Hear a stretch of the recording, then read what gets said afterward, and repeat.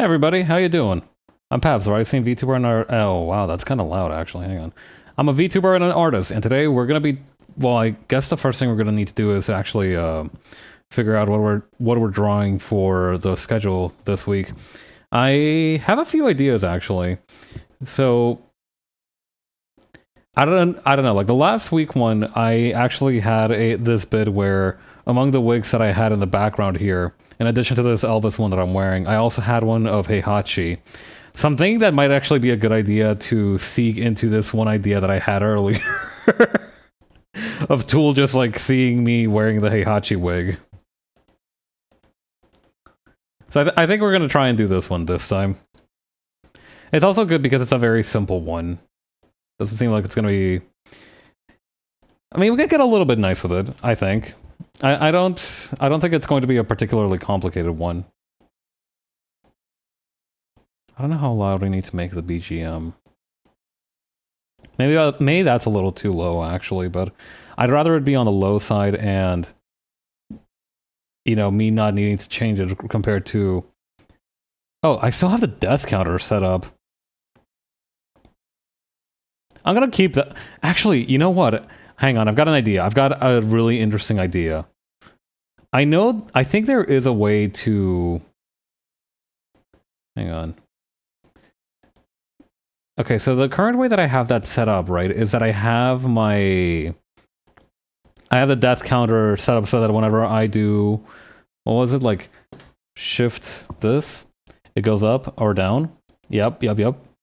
So I'm thinking we can probably make it so that it can we can increase it by doing hotkey press criteria create hotkey.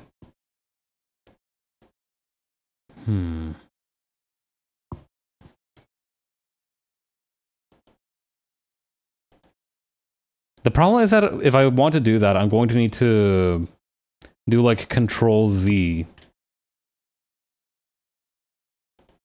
instead of my normal method.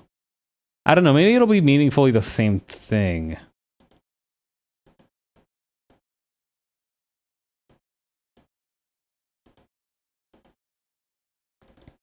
Okay, so if I do this, okay, yep. And it does, okay, but it doesn't activate when I normally do it. It's going to need to be a conscious command Control C. Oh, hey, Preston, how you doing?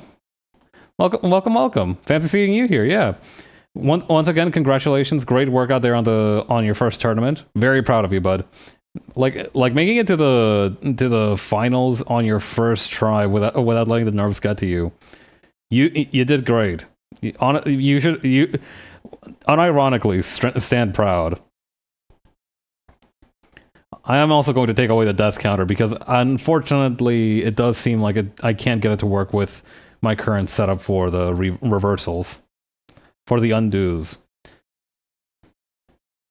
But yeah, to start off the stream, I'm drawing myself in a Heihachi wig.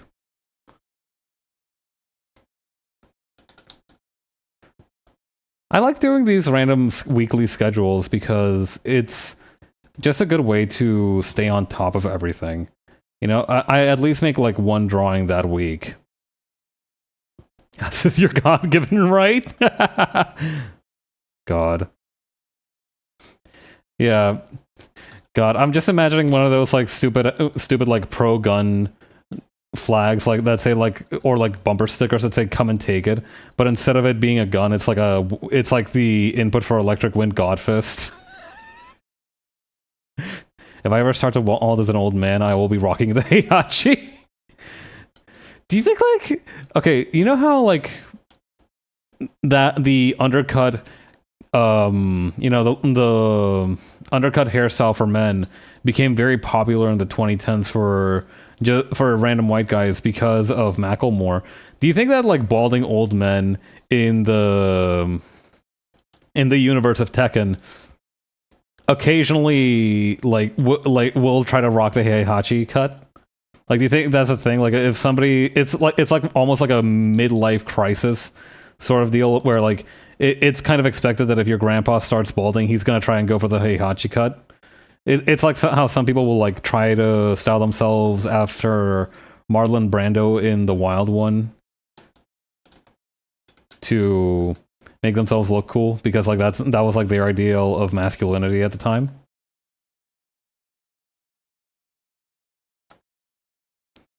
I don't know. I'm just fascinated by the semiotics of the Tekken world, even though nobody's going to put that much thought into it. In the universe of Tekken, I think that'd be like walking around with a Charlie Chaplin mustache, so perhaps not. Oop. Yeah. I mean, Heihachi's just I forget, did Heihachi actually like do anything insane, or like is he just like the progenitor of the most insane family on earth? Because like if he didn't do anything, that's more like that's more like walking around with like Charlie Chaplin's dad's mustache. So I don't know, like would that be a gray area?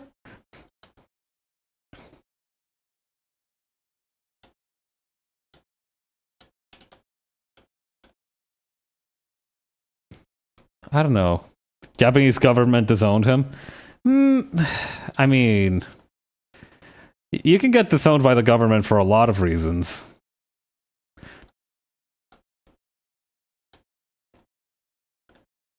I mean, do we know what they disowned him for exactly?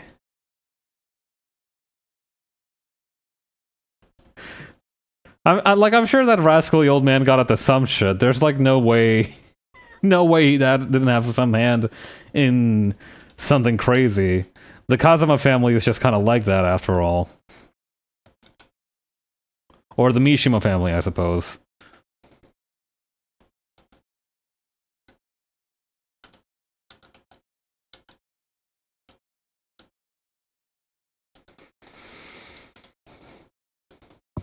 He was the CEO of a massive paramilitary business conglomerate.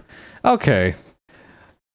Funnily enough, normally the government doesn't kick you out just for that. In fact, that's kind of like a reason they let you stay most of the time, but I guess that's understandable. Why you wouldn't want his haircut. Imagine going to the barber and being like, "Hey, yeah, can I get the Lockheed Martin?" Yeah, give me the Blackwater taper fade.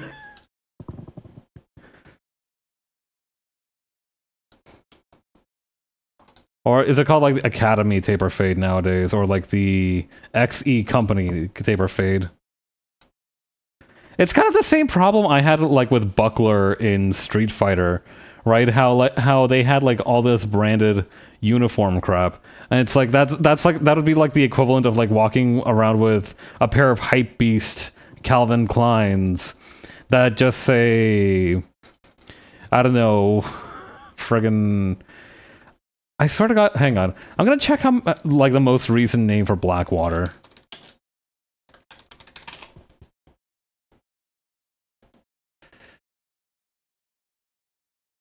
Okay, so fun fact: it was originally known as Blackwater. Then it was rechristened as Academy with an I, not a with an I instead of a Y. And then it was renamed XE Services in 2009, and again renamed to Academy in 2011, after it was reacquired by a group of private investors. And now it's merged with something called Triple Canopy, which is also a private military company, to form Constellus Holdings. Am I the only...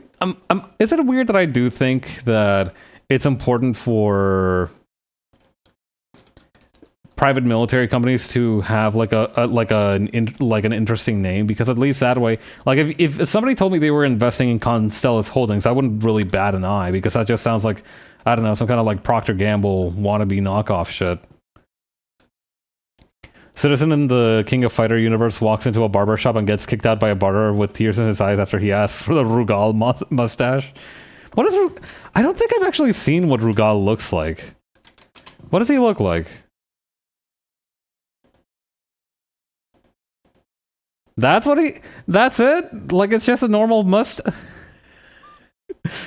Dude, like... Oh, God. Frickin'... I've seen... It's weird. I've seen... I know this type of mustache was actually very popular in the 80s, I feel. But I remember... I think it has been getting a comeback recently. I've seen TikToks posted to websites beside TikTok that have a lot of dudes with this exact kind of mustache. I think Brian David Gilbert had this mustache at some point.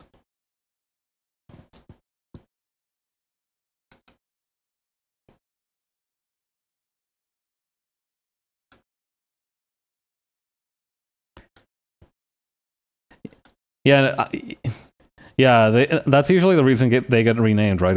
It's because they've done some horrible crime against humanity, and they're like, well, better rebrand.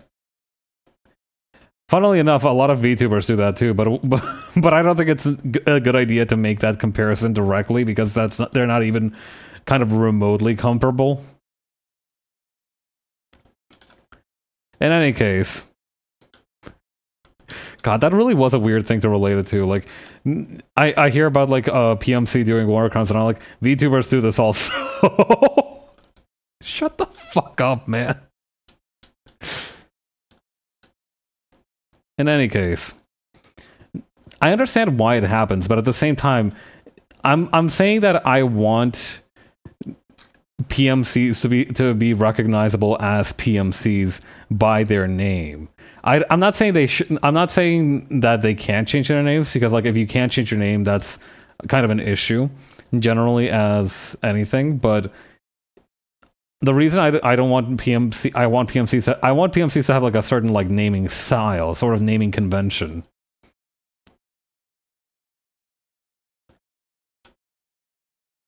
Because again, if I was like at a random party and some dude was like, "Oh yeah, I do friggin' yeah, I do like forensic accounting for the Constellas group," I'd be like, "Oh, sweet. Okay, so is that like a do they do food? Are they transportation?" And they're like, "Oh no, we export private military.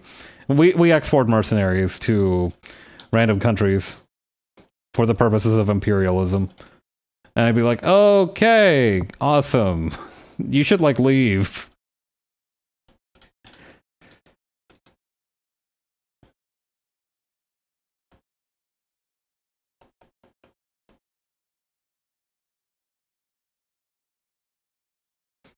And again, my main issue is that I feel like it makes them feel like they can just be in public without like acknowledging what they do, and that's kind of my issue with it.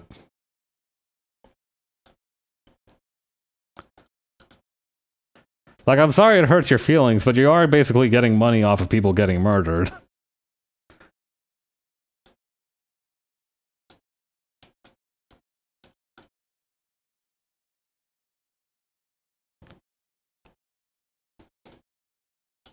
I'm not hiring any losers who call themselves like Academy. What are you gonna do? Teach me morals like a nerd? Get me the Red Storm group or something like that. Yeah, like friggin' Metal Gear Rising Revengeance had the right idea. The dudes call themselves like Desperado Inc. or some shit. Like, if you call yourselves Desperado, I'm not going to assume you're in the business of like, I don't know, making soap. Or, you know, Western reenactments, I guess, would be an idea for if you're called Desperado.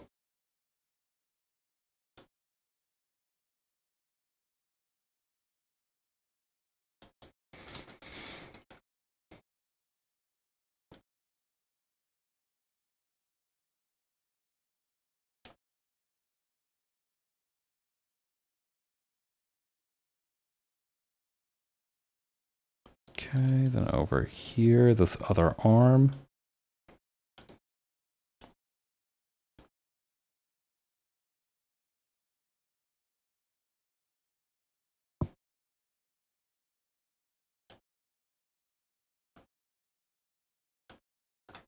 Come on.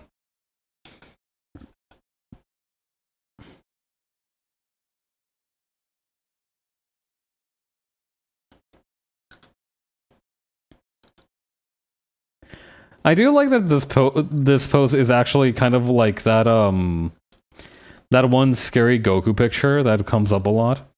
From the I think like the PS3 Budokai cover. I think it was from originally.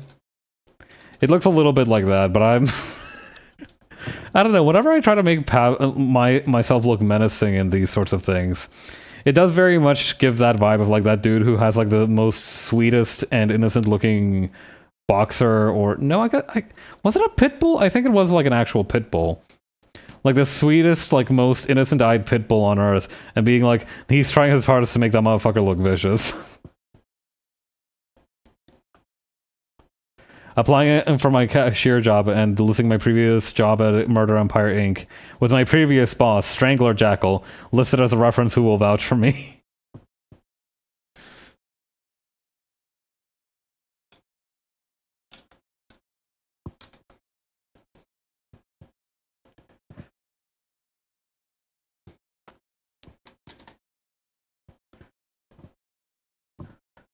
God. Really, it's kind of weird to think that you can just get a normal job after killing people like that.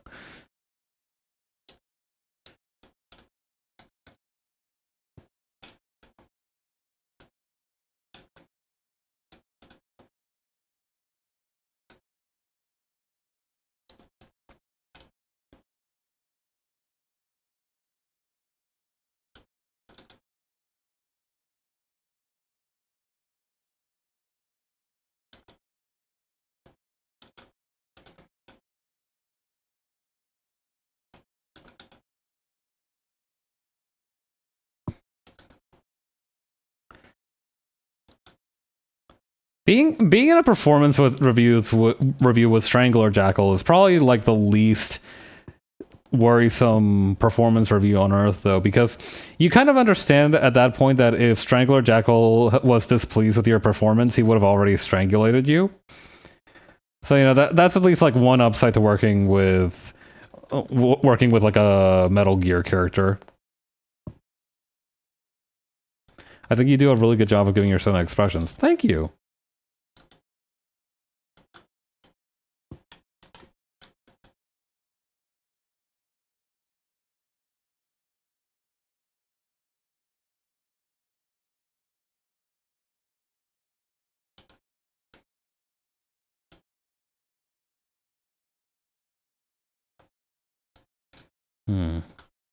Maybe... Hang on. I'm trying to figure out like the sweet spot of detail to give this one.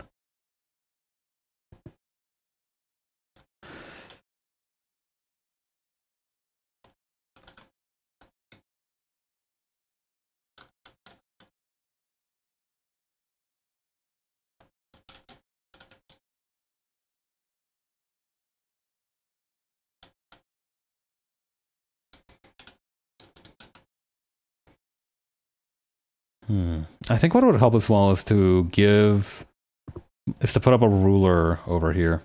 So let's do special ruler, parallel line.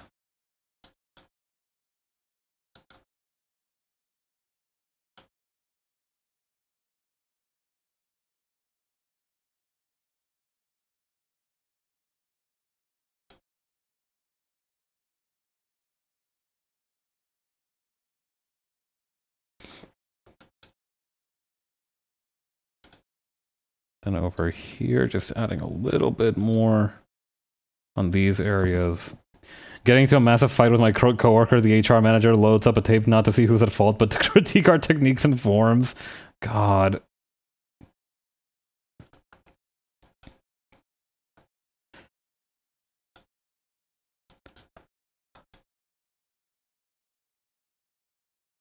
Let's see.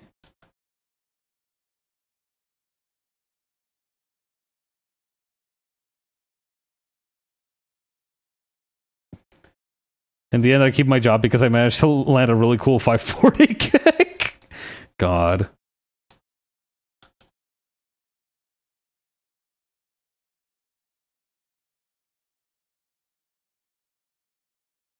At that point, being able to do a real life pile bunker would basically be kind of like having tenure, huh?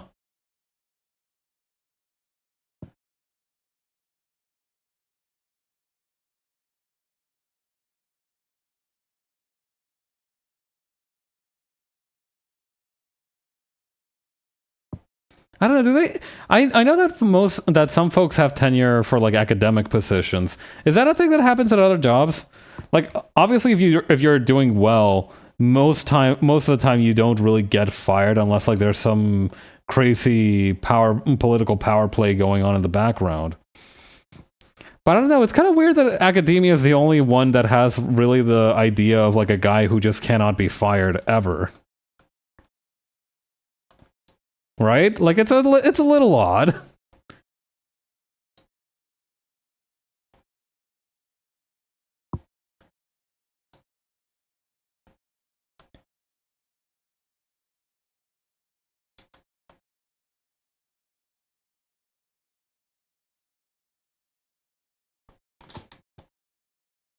Okay, let's bring up the luminosity.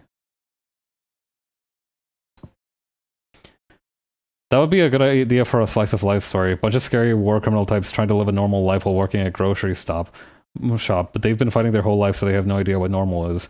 Fun fact, I think there was a webcomic like that. I think the name of the webcomic was literally Manly Guys Doing Manly Things. And it's a webcomic about like a bunch of different video game protagonists having to reintegrate into society after their story was over. Or not even video game protagonists. A lot of them were also just like action movie characters. But because they had no idea how to live a normal life, they kind of like had to work at a temp agency or be assisted by the sort of temp agency organization to kind of get to that point. And a lot of the jokes are just like the person in question just being unable to adapt to the environment.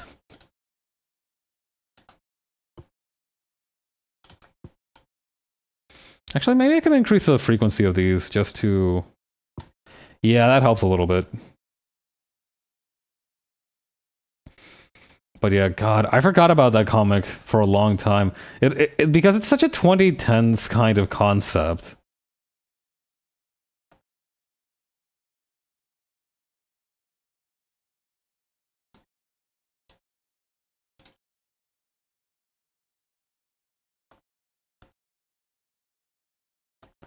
I don't know. I feel like there are some webcomics where you go like, "Oh, that sounds neat," but there's another one where it's like, oh, "Okay, so this was made in like 2010, 2014." I don't know. There's a few of them like that. Like Dr. McNinja. I remember that was a webcomic that was really popular for a long, long time. But after a while, I feel like it just like, you know, kind of phased out of the public consciousness.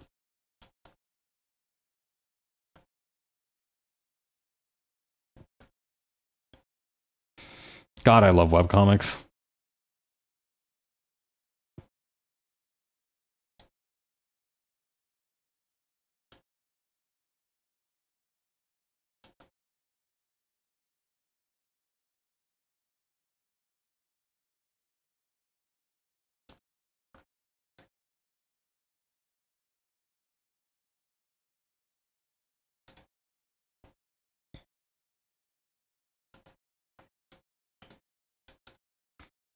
I do think that the reason that I'm so brother calm about a lot of the ideas of like I should get back to writing. Yeah.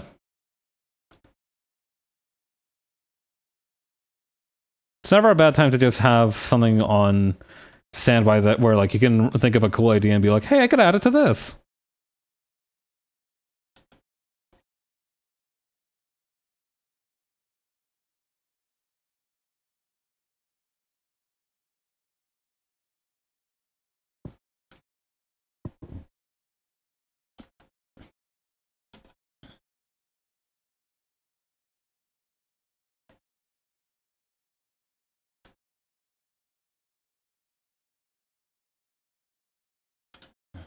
Let me see if I can lower the luminosity on some of this.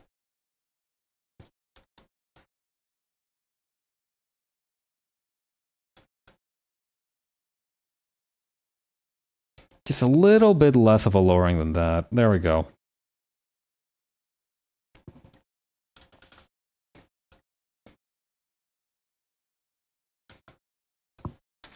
God, we're already going into November next week, huh? Uncomfortable for me to think about, frankly.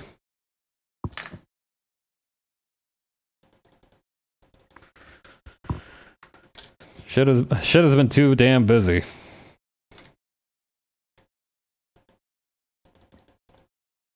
Character that would be at home in any other genre except the one they're in is my favorite type of trope.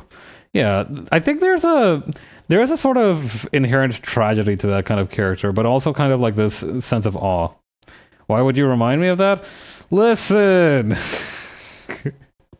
When you're hanging out with your friends and suddenly you remember it's 5 p.m. on a Sunday!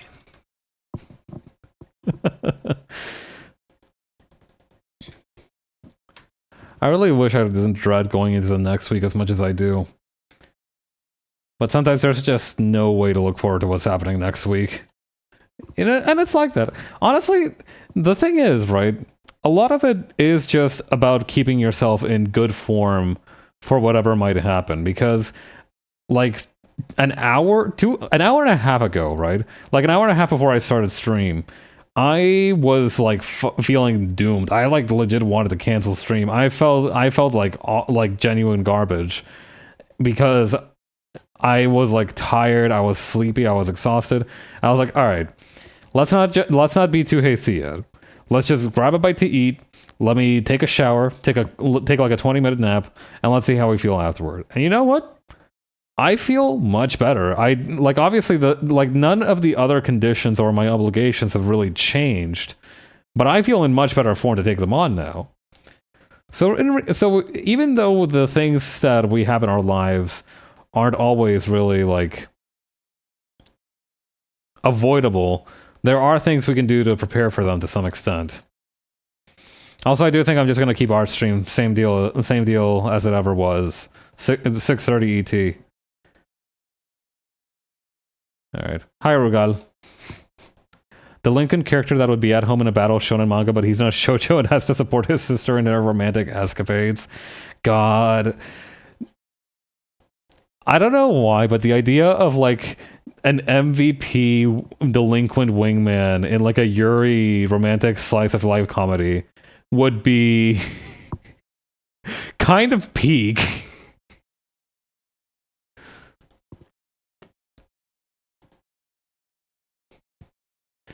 Like there's some kind of like a Yuri aquarium date happening in like the A plot, and in the B plot, the older brother has to fight the shark inside of the water tank.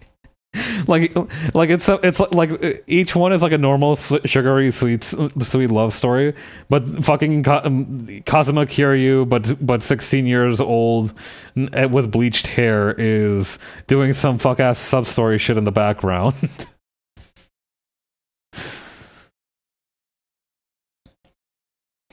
I have been receiving concerning reports that apparently the Yakuza live action series that has been airing recently is kind of dog water. I wanted to be surprised, but I'm still disappointed. Sadly. I think I'm gonna actually make this a portrait one. So the one that I did want to draw today... I could keep drawing a buffer for the schedule art, but I did want to get started on something new as well. Yeah, let's just go with this one. Okay, so rotate 90 degrees. Okay, so recently there was an event in Hololive EN where one of the talents, Gigi Murin, Gigi Murin had a birthday party. And as part of the party, she had a bunch of the different streamers in like these sick ass fits. Like, I am in love with these. Hang on, I'm gonna pull up the ones that I want to draw. Delinquent brother sneaking up behind his sister's girlfriend in a dark alleyway, only for him to go, "My work called me in for a shift today, so I won't be able to take her to the movies like she wanted. Here's my ticket. You two have fun." And just walks off. Aww.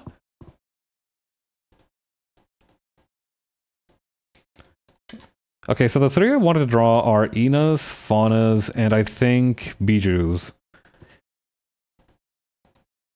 Like, all of these outfits are bangers. I don't think there's a single one I don't like. But out of all of them, these three are probably my favorite. So yeah, I want to draw Ina first. Oh, and that reminds me, actually, Preston, thank you for reminding me. You remember how you said that you ordered the Ina plush? Thank you for saying that, because it reminded me that I hadn't put up an order for the one that I wanted either yet. So that was a big help. Thank you, brother. But yeah.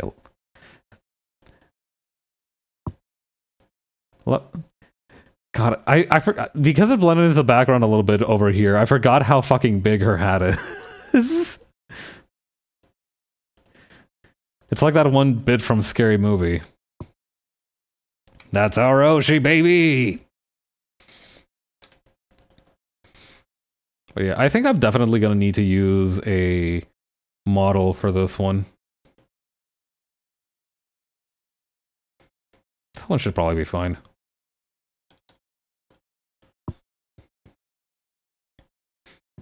Let's see. Let's try and look for a pose as well. Or actually, you know what we might be able to do? Hang on. Import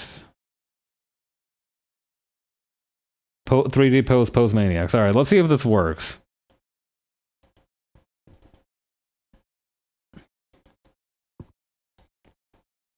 Or if we find one that is appropriate for this. Where is my browser source? Aha. Okay, so this is the Pose Maniacs website. Holy shit, is that Jotaro Kujo? This is the Pose Maniacs website. We can integrate a pose from... half of these are... I think I remember talking about this. A lot of these look like they're JoJo poses, and some of these are just like straight up JoJo poses. I think friggin...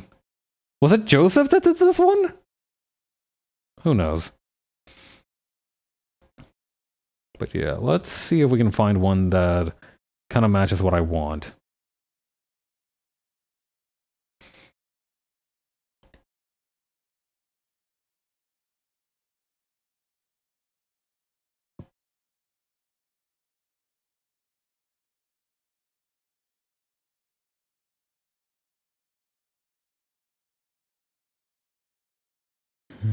Actually, this one should be pretty close.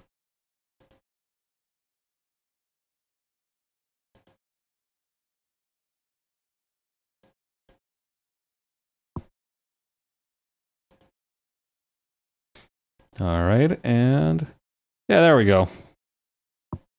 All these poses look like something you'd see in a meme saying, "I just want my fries, bro." God, man, just put the fries in the bag.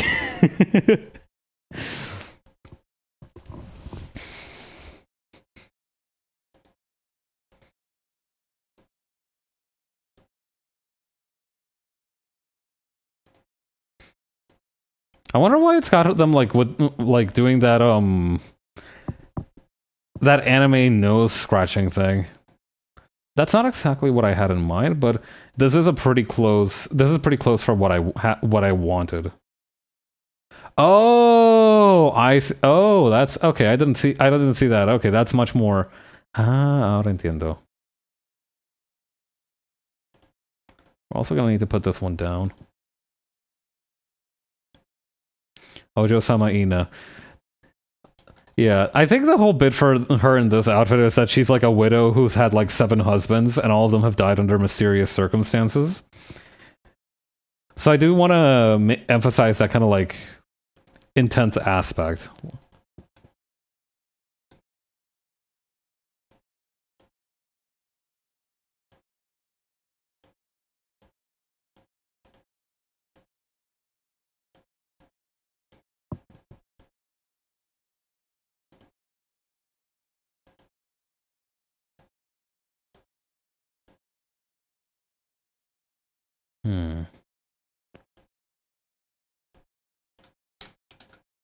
I don't want to make it too close to the angle of the original one. Don't look in her basement. No sacrifice husbands to be seen. I thought she was looking at the viewer in disgust. Never mind. Sorry to be a freak at your husband's funeral, ma'am. God. Well, I mean, it's not like I can't see the appeal in that, but at the same time, it is. I don't think that's what's going on.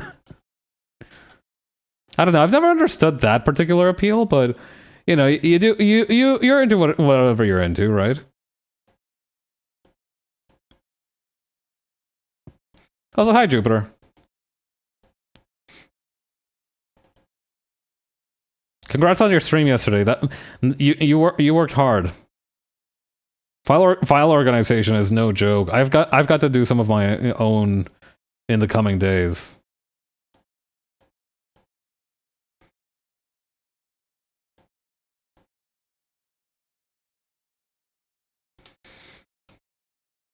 And actually, something we could do as well. I do think it'd be a good idea to just keep it at like bust height, or like at a bust level, not really including much beyond the second elbow here.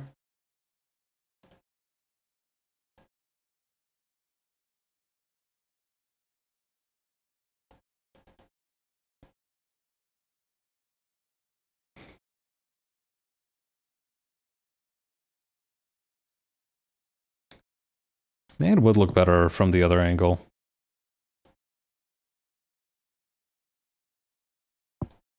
I had a good pace, but even then I had like 1,100 images left to categorize, and I didn't play any of the other horror games. Well, you gotta eat your fruits before you... No, wait. I was gonna say you need to eat... I meant to say you need to eat your vegetables before you need to eat your dessert. I don't think it matters whenever you eat your fruits. I think those...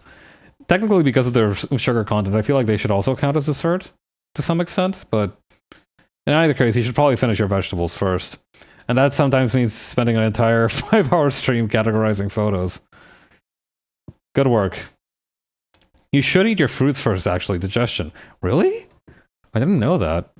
I'll have to bear that in mind. I don't know. I don't eat fruits very often in like the context of a meal. Fruits are definitely more of a snack thing. Produce suggests faster than, say, meat. I didn't know that, actually. Hang on. That's really interesting.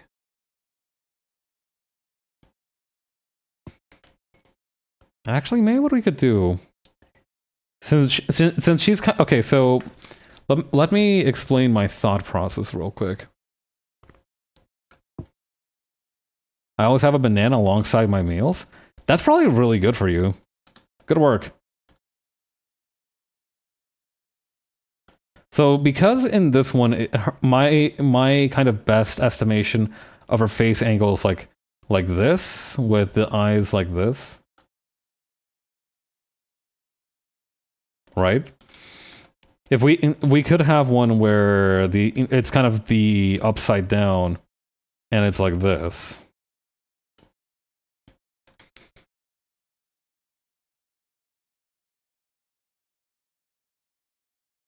Really bring...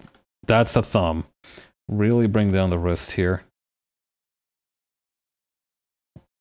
Gotta go now? You have a great stream? Thanks! Thanks for stopping by, Preston.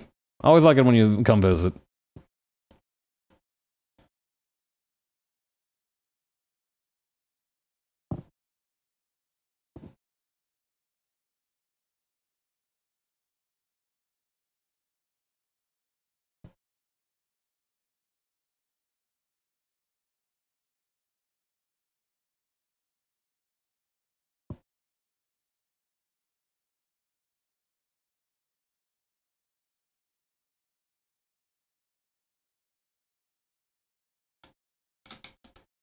I was pretty content with the Yap Day stream, so I'd be down to do it again sometime. I don't know. I think it's a good stream structure as well, because it's almost like a just chatting stream, but like because you're able to... It's almost like those YouTube video streams that V does sometimes, because you do have the ability to reminisce on something that you're familiar with or some information that you have. I think you handled it really well.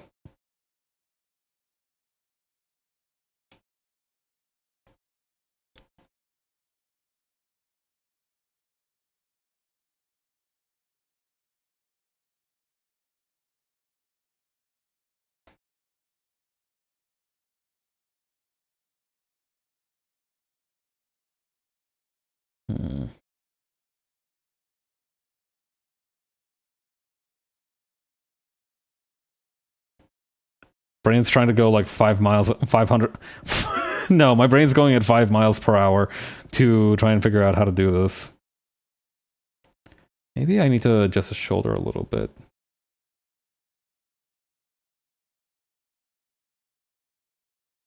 Because my idea is to just have it be resting on her rib like that. And then the other arm can rest on this one. But both of them are a little bit too high up. Well, I don't know. It looks like she's wearing quite a few layers, so maybe that could be a reason to have it that way as well.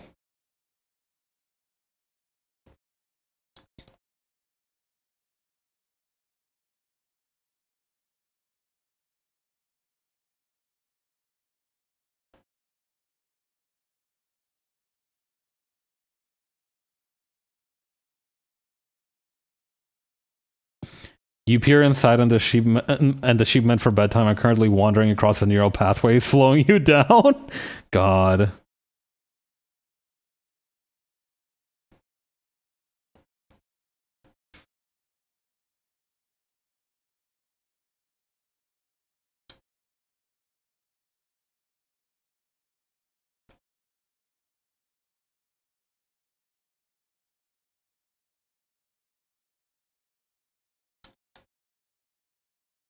Actually, this could probably work as long as I maybe rear up the left arm a little bit higher. Because that way, if she's holding the fan like that, and we turn her wrist just a little bit like so, that should more or less let us do what we need to do.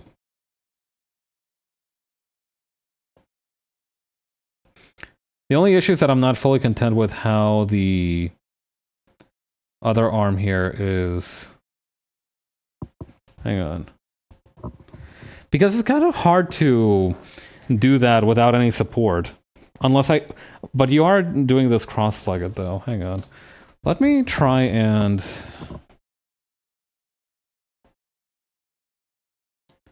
Okay, I see where I went wrong. I need to have this arm out and with the palm upward so that it's supporting the other arm. So let me just uncomfortably bend this way.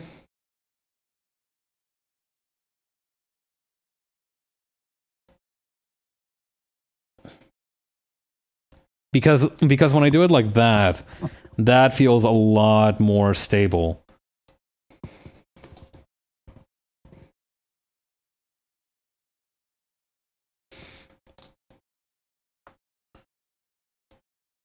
Okay, let's try and do that then. Whoops.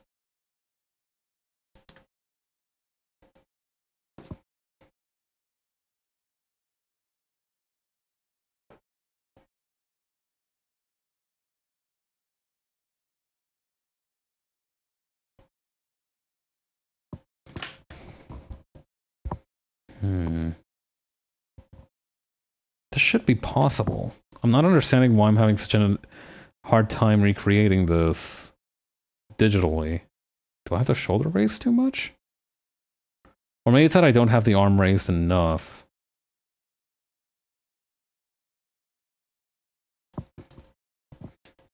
I'd say this is just beneath my chin, under my knuckle.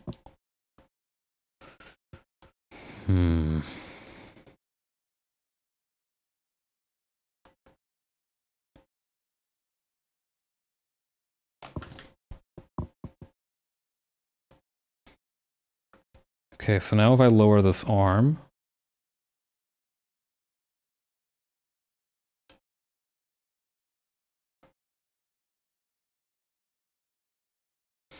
Nope.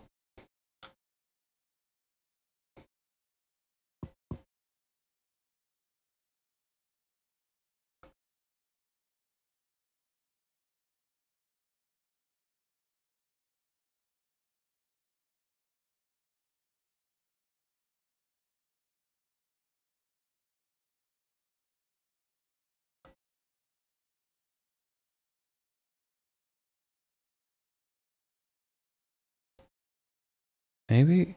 You know what I should do, actually? Before anything else, is I should turn on the time-lapse for this.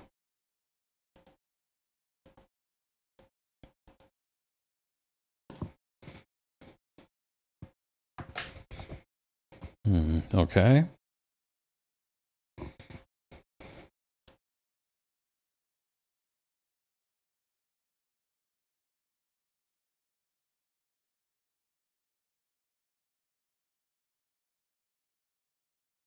Let's bring this shoulder back a little bit.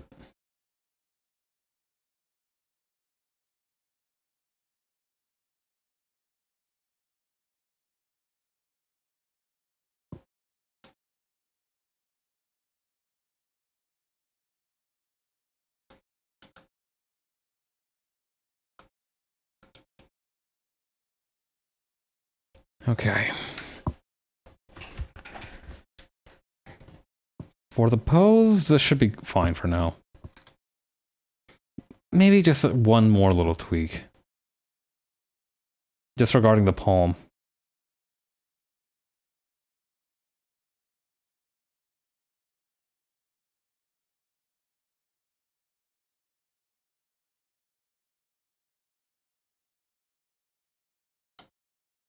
Nope.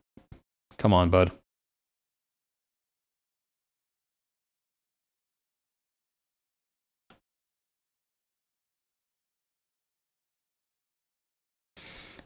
We could have this arm, this hand, out a little bit like this.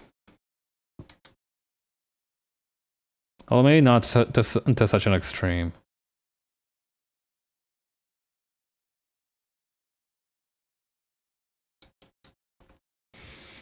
Yeah, I think that looks good.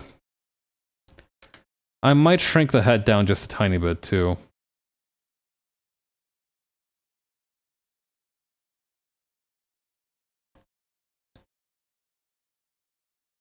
The heads they give these models are just a tiny bit ginormous.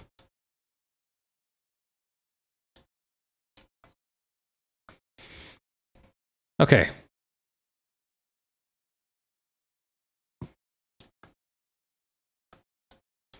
Let me open... Well, actually, I don't need to open anything, but let me expand this reference picture a little bit. Working out of the library. Yeah, they don't tell you this, but you actually do need to have a large degree of mental fortitude and brain power to be one of the gray people models at CSP.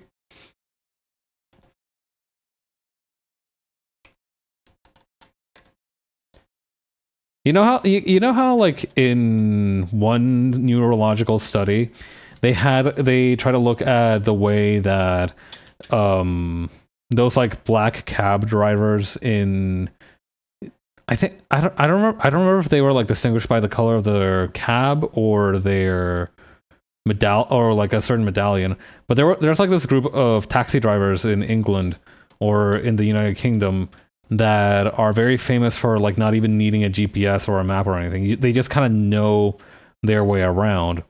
And they did a study on those guys, and it turns out that their brains are literally built different from the way that they've memorized everything. They have some kind of like hyper advanced mind palace technique or some shit. And it's not like they develop it on purpose. It just kind of happens to you when you do that job. Anyway, that's kind of what I imagine being a CSP gray body model is like.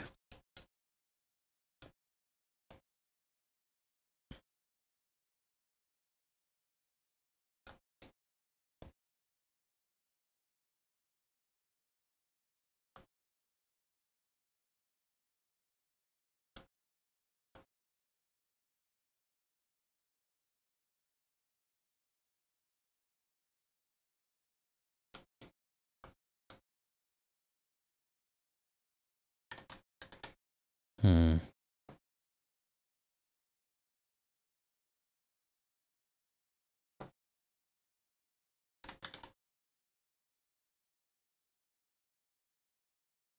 Okay, I think that should be a good angle for the fan.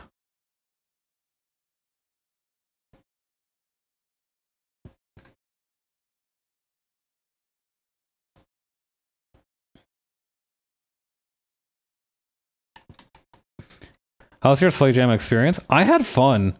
I definitely, it was definitely a big relief that because of bracket change, I did have to. I didn't have to fight end up fighting Ryder first thing first, because the thing is, if it had played out as per my predictions in that bracket, I would have lost to Ryder in my first bout, and then I would have had to fight Cooper.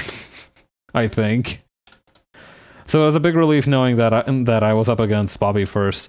I didn't know what Bobby's experience with Guilty Gear was, but I knew it was probably not as high as Ryder's. So I was very much relieved, and I am happy that I ended up getting at least one round in before getting Yamcha cratered by Briar and Preston's kind of like student teacher Kamehameha.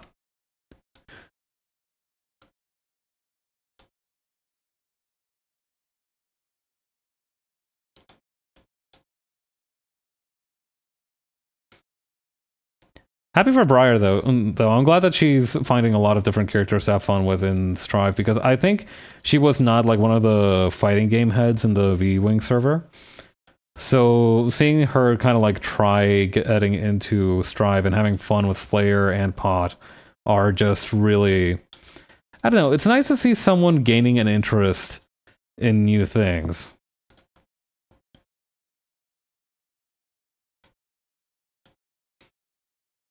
Boy, I am going to hate myself for adding the fan. Look at all the patterns on all of this. Whoever is going to take down Talika is going to go wild. Whoever manages to take down Talika is going to be like the frickin'... is going to be spoken of in hushed tones. And it's probably going to be David. All things considered.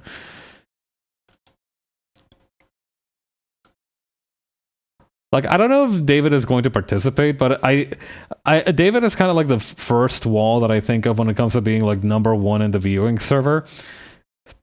Number two is probably either Stephen playing Pod or Talika playing whoever Talika normally plays. I don't remember who they normally play, actually.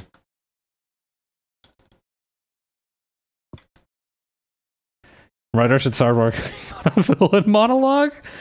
That's a bit much. I think Ryder's definitely been a very gracious winner, so I think that's what's made fighting him so much fun. Is that he like knows he just wants to have fun playing the game, and you feel that coming through in the gameplay. Like, it's just someone who really wanted to study the game and play it, and you know that training paid off. Like, I don't know, you can feel the effort that he put into training from the way he plays. Okay, I see how this works. Although, I have another idea for how to do this.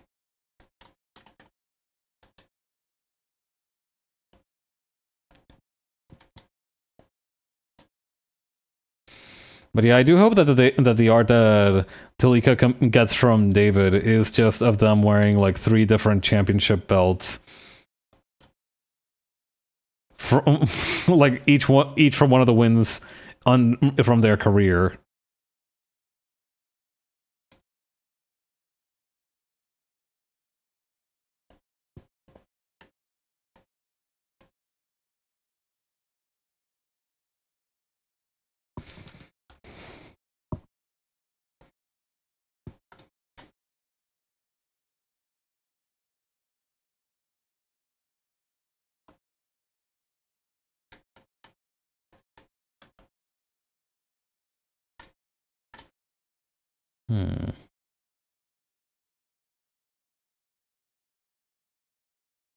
Something about this doesn't feel right.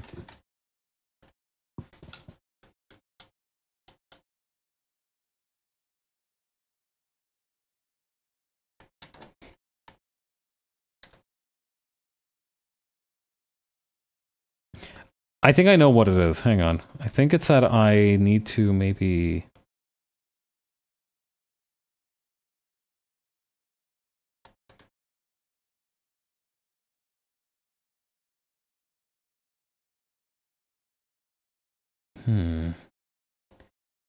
Would it be closer for... Because, like, my instincts are saying that it would look like this normally, but maybe it's just not going to be that pronounced. It doesn't need to use that much perspective. Just a little perspective is fine.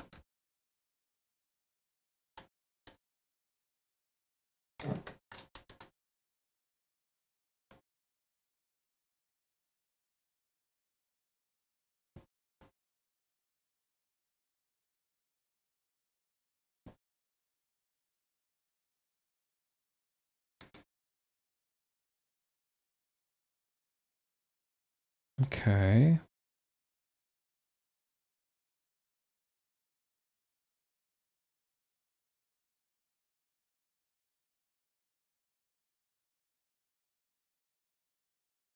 This is tough to think about because there's actually, okay, so there's 4 different patterns, like, kind of, on this.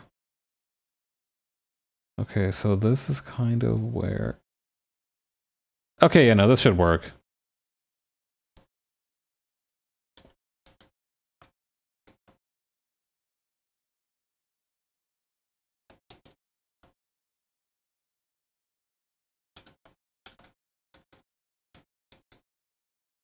Just trying to figure out some of the patterns on here because it looks like it's got 2 sticks at the end, right? And that makes sense. So it's going to be like this.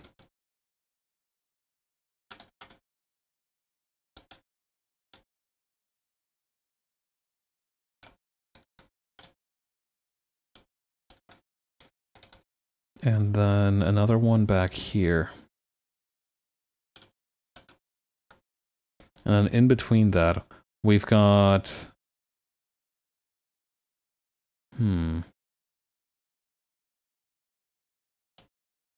There's 1, 2, 3, 4, 5 ribbons. So let's space those out around 1...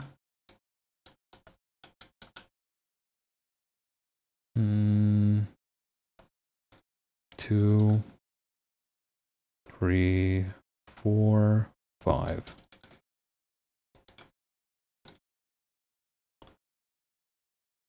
We'll start with these. It's also entirely possible that we're not going to be able to finish this one in this stream. I'm fine with that. These things can take time. I don't know, I really want to put some effort into this one, so I'm fine with spending some more time on it than normal.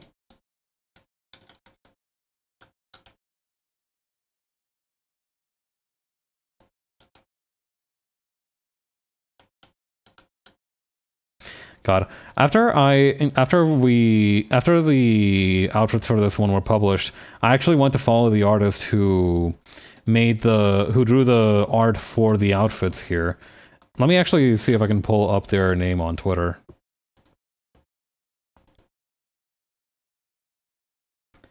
Yeah, it is eelsoup _ Twitter title Bones. And it's really funny as well because they had hang on. They had a really funny comic made for the kind of process of... Hang on. Let me see if I can open this in the web browser. Iris said she can come. Well, it's past deadline, so I guess she can't join. I want to add her anyway. Picture of the artist chasing Gigi with a knife. That's too much last-minute work, especially for the writer. And then the writer's like, I don't mind chasing the writer with a knife. God. I'll do it if I get to draw her as a little baby. I don't know. There's something about this that's just deeply relatable to me. As someone who really doesn't like when plans change at the last minute.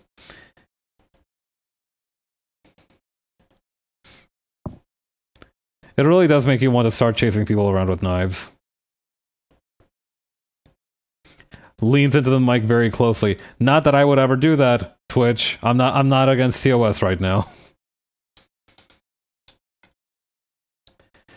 I say these warnings like I'm joking. I don't even think the jokes are... This isn't funny to me. I do think that I need to say that out loud, or else there may very well be consequences for my actions.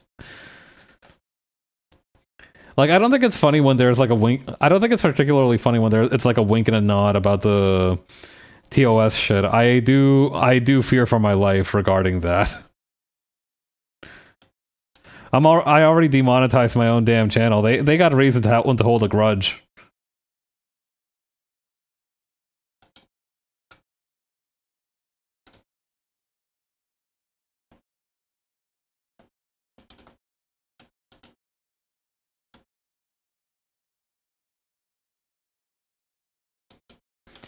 I wonder. Hang on. 1, 2, 3, 4, 5.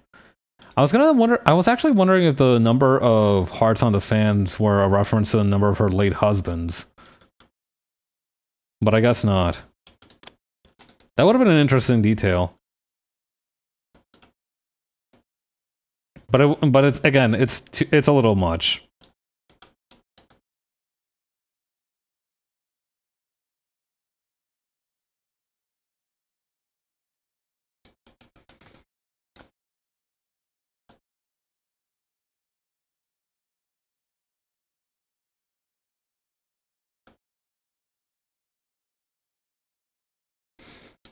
Okay, and then back here.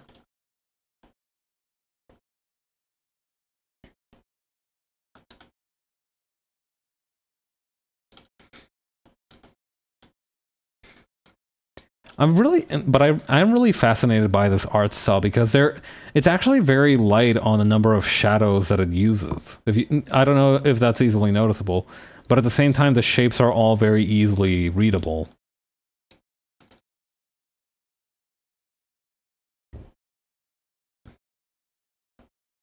I don't know. I'm quite jealous of it. Or rather, I want to learn how to do something like that. When I was watching that movie, Look Back, right? Part of the plotline is that the reason that Fujino gets so serious about learning to draw better is because one of her classmates, or the co-protagonist of the story. Okay, and it looks like for each of the ribbons, it's one of the ways that the fan is split. Because of one of her classmates, who ends up being the co-protagonist of the story, is able to make these super interesting looking background drawings as part of her submissions to the school paper. And I've never had that kind of experience where someone that I knew drew in a way where I was like seething through, foaming at the mouth, kind of jealous that I wasn't able to draw like that. I'm a little sad that I've never had that experience, but at the same time, I think it's maybe a good thing that I didn't experience that.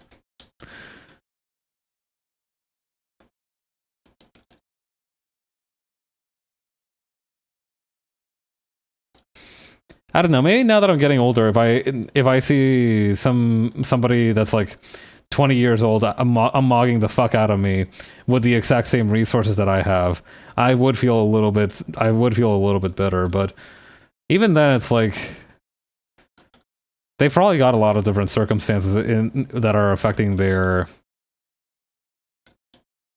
positives and negatives.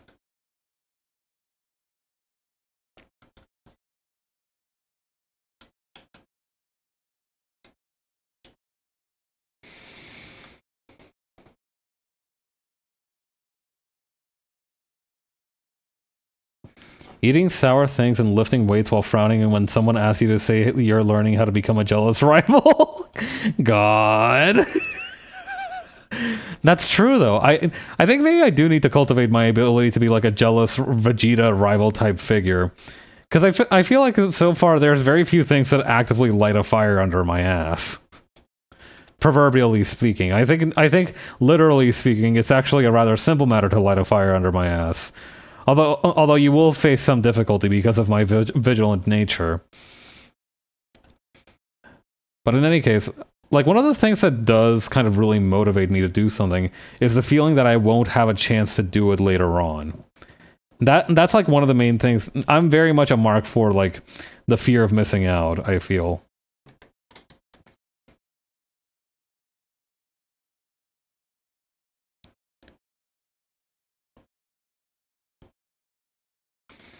But besides that, there's nothing really that comes to mind in terms of like things that motivate me.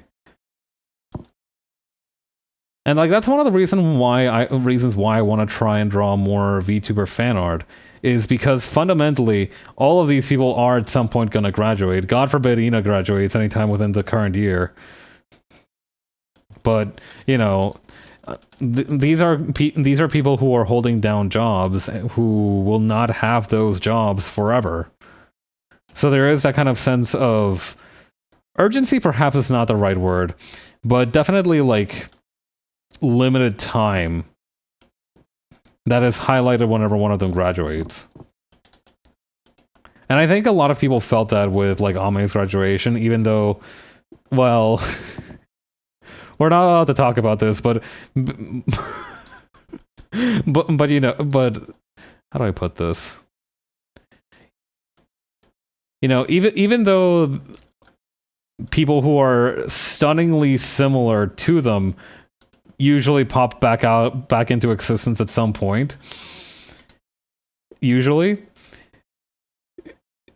it still feels like, you know, it's some kind of departure, right?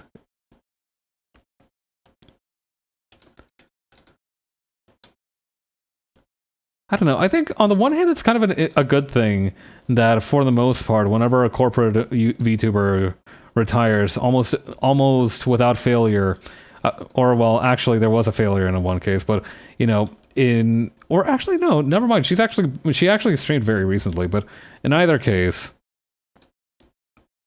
like knowing that there is a strong possibility they will come back, you know, as a separate identity, I think is a very comforting thing for the people who are worried about where they'll end up.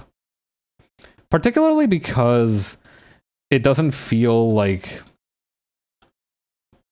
or rather. Actually, I don't know.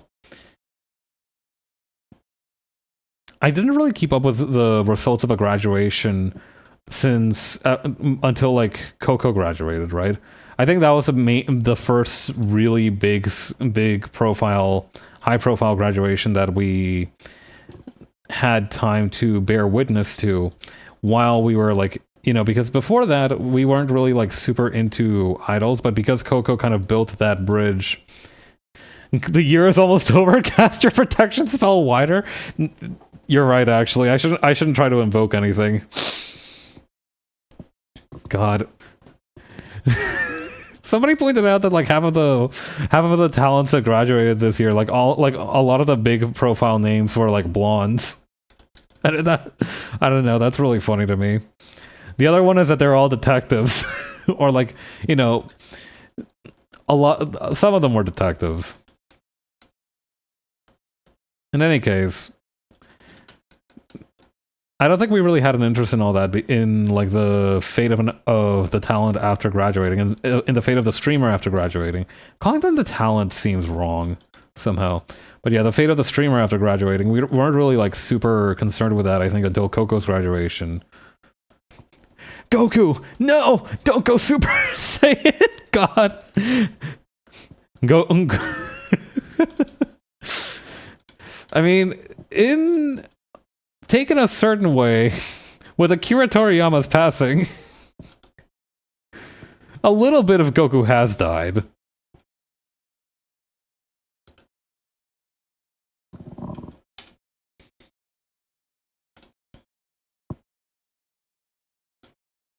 Not like a substantial amount, but, you know, enough of him.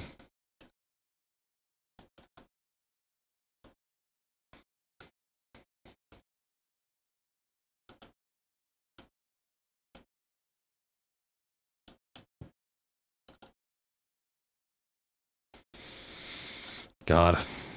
But yeah, this is all to say that you should that VTuber art is getting me out of bed in the morning more frequently, proverbially at least, in terms of what I draw on stream. Precisely because I've come to understand like how fleeting the time we can spend with these specific iterations of the streamer are. Because nothing's stopping you from drawing fan art of, say, Vesper, right? Of Hollow Stars, right? Even though he graduated a while back.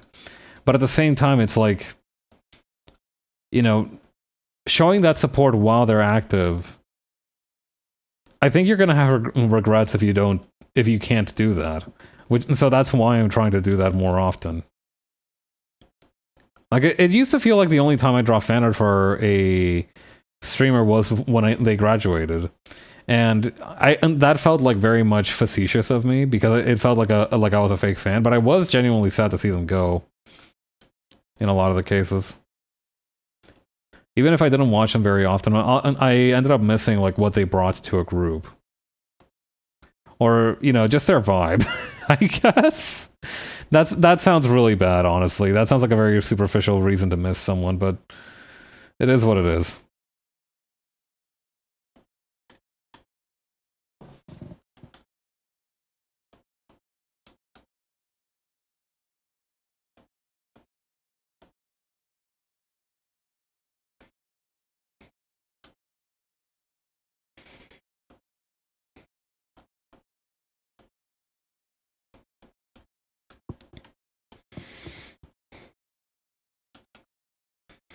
Wow, that's been like what is that?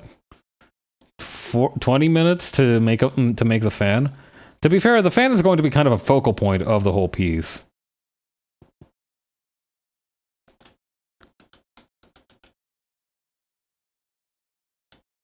So I'm fine spending more time with it as necessary.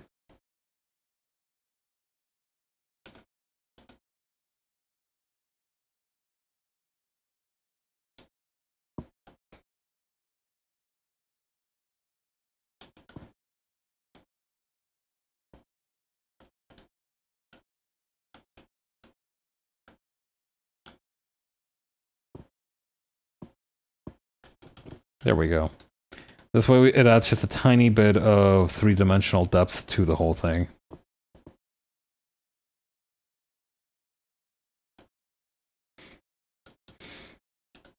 But yeah, no. Once the brunettes start graduating, then it's fucking over. Like, my heart goes out to the people who are fans of the blonde talents, or the blonde streamers. But if they take away the brunettes, it's fucking over for me. I'm done. I'm cooked.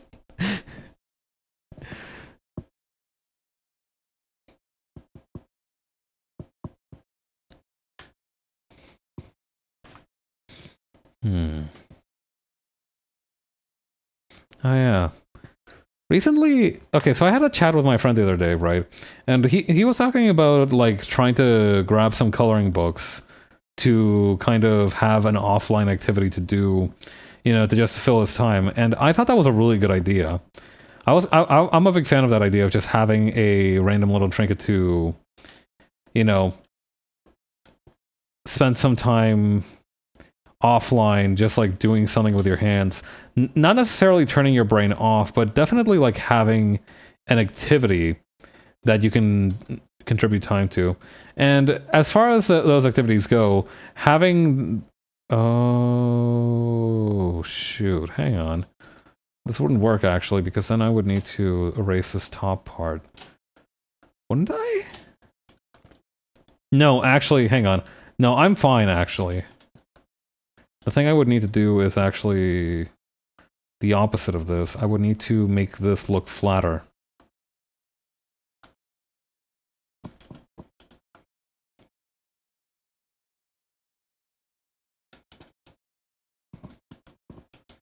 Like that, yeah. Anyway, I thought that was a really good idea. So something that I wanted to try and do... I did a lot of shopping today because I had to go to a few different grocers and such.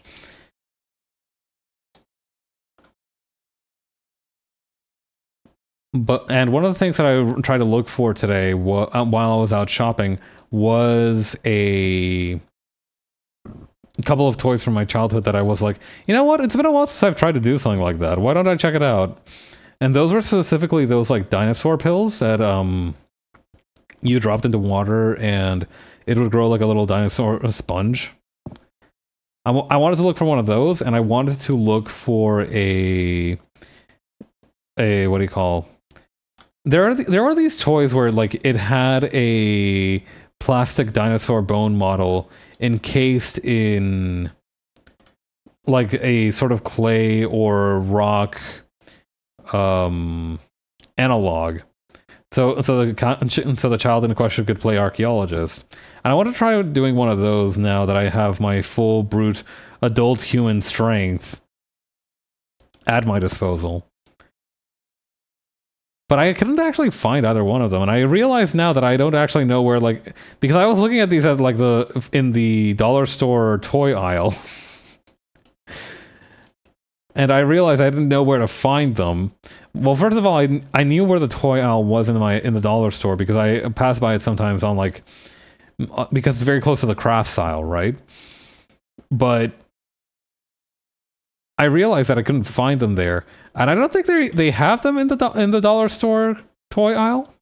It doesn't seem to be the case that they have them.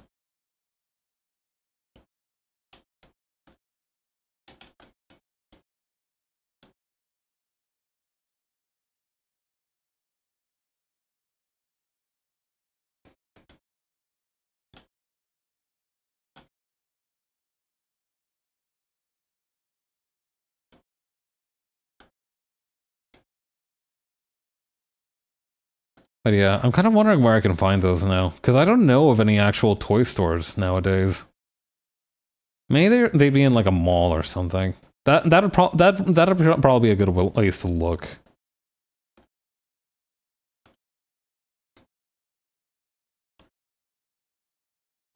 Or I don't know, maybe all those types of toys turned out to have like super hyper large amounts of lead paint in them secretly, and now they're just forever discontinued. I hope that's not the case. I'm already worried about having accidentally given myself brain damage on a couple of occasions as a child. I don't need any chemical assistance in that regard. I don't need any I don't need any brain damage enhancing chemicals on top of that.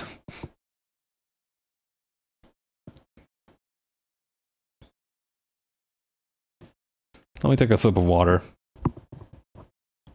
Where is...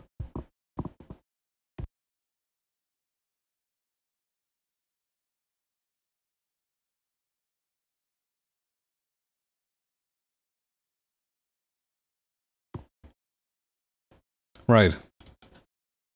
But yeah, that's something that I realized I couldn't find nowadays. And it's weird because I feel like those were like not the fossil one probably, but like definitely the pills that you grow in like a thing of water were among the ones I would have expected to be readily available.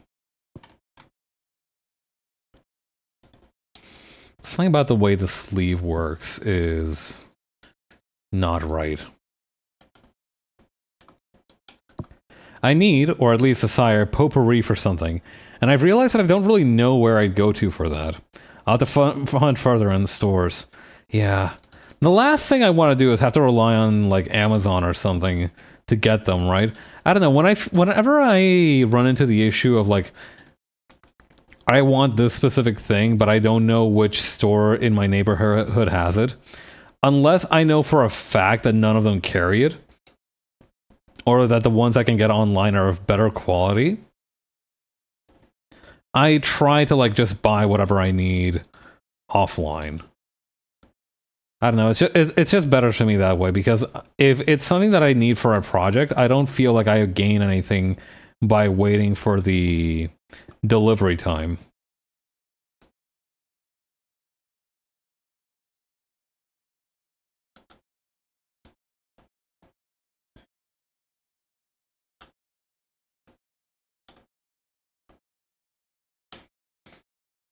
But yeah, good luck at trying to find stuff for your potpourri.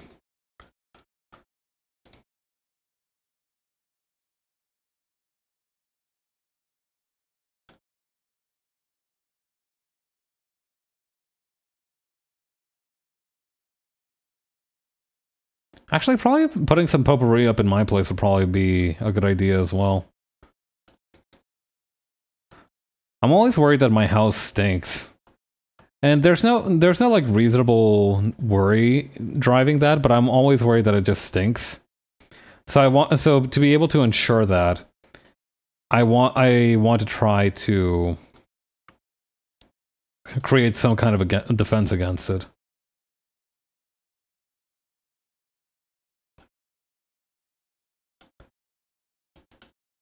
Because at the same time, I also don't want to become someone who just cleans their house all day, every day. Lighting up scented candles like a monastery. I have actually been lighting incense at occasional intervals. I've been neglecting to do it recently, which might be why my anxiety about it is spiking the way it is.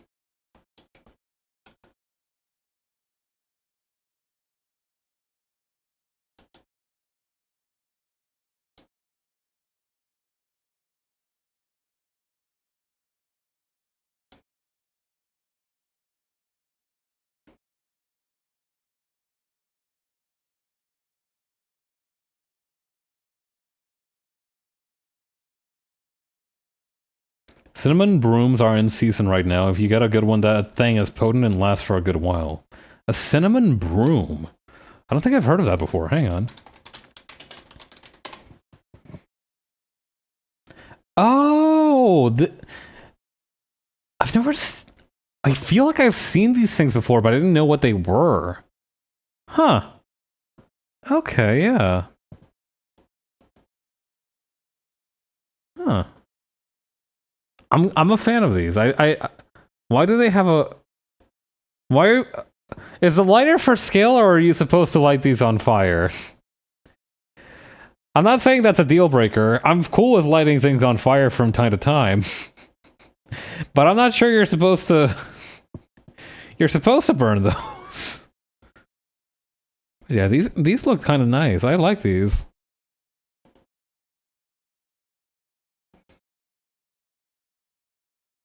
It looks like you can probably buy them at a supermarket or something.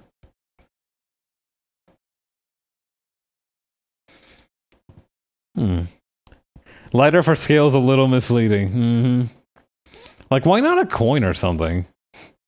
That also has like the implication of commerce, I feel. It's a very natural thing for selling it online.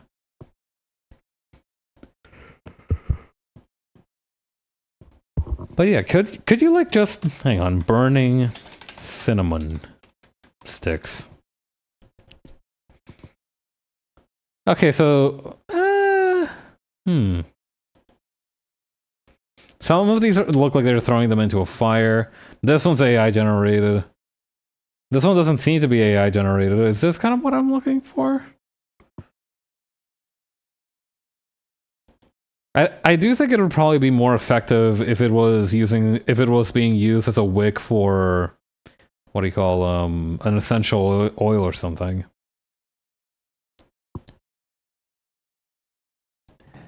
But I don't think there's any reason it shouldn't work. If we're just doing real talk. Although on the other hand, it does seem to be a lot of associated with just mysticism to some extent. I don't know. I don't want to invite that kind of stuff to my house.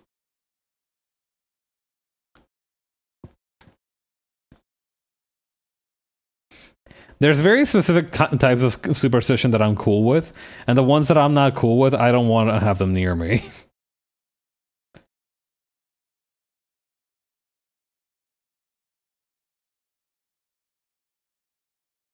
It needs to be like a PABS approved, spooky, supernatural thing.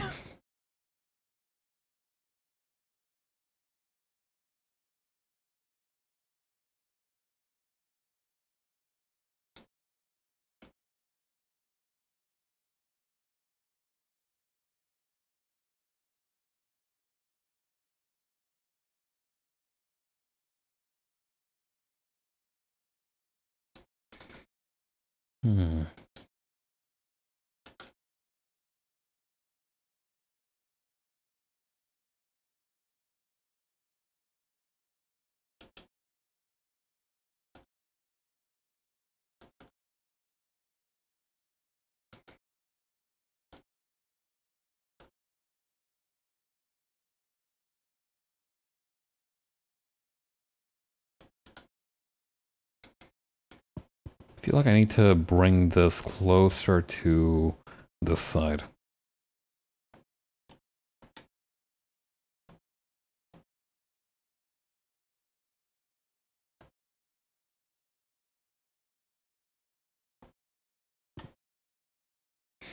Hang on.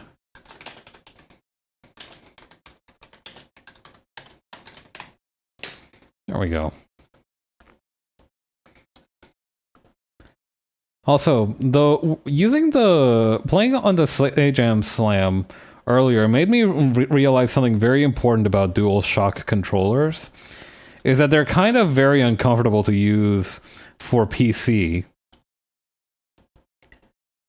Like I feel like every time that I've tried to use that DualShock controller for something that wasn't playing fighting games, it's just been extremely finicky, and even then it's been kind of a difficult thing to deal with. Because first of all, it has a microphone, so when I try to use it in the couple of instances that I have deployed it, the microphone switched over to the one that is on the controller, and that actually caused some technical issues at one point. Not particularly bad ones, but at the same time they were like not great to have, you know. Technical issues are never particularly welcome. And today when we were getting ready for the Sledge Jam Slam, I was doing a little bit of like training to warm up, and then I just had the game open while waiting for V to announce for everyone to get into the room, or you know, to start working to start booting up the game. And I went to go try to just like preload the room code into Strive's search bar system, and I realized that my controller had kind of fallen asleep. Like, it was just not accepting inputs. I had to turn off the controller, then relaunch the game for it to properly work. And as you can imagine, this is not ideal for a tournament scenario where you're already kind of nervous. But it is what it is, I guess.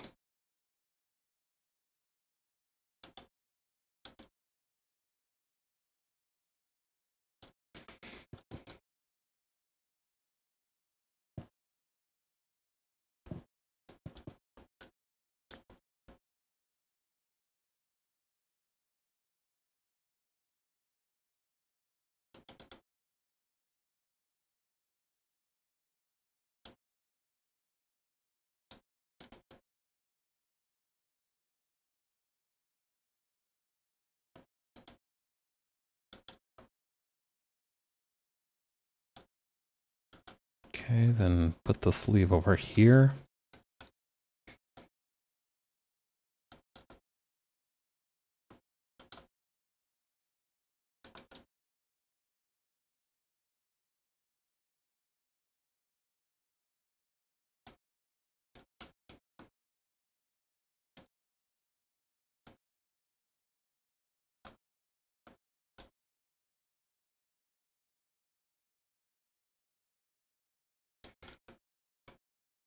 Now, the issue is that I have no idea what, like, the front part of this looks like. I actually, hang on. Let me check something real quick.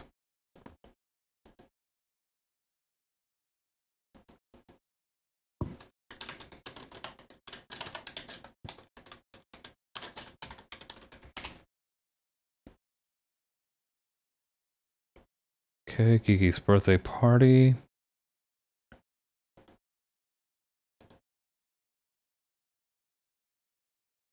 Like, were these reactive PNGs, or were they, like...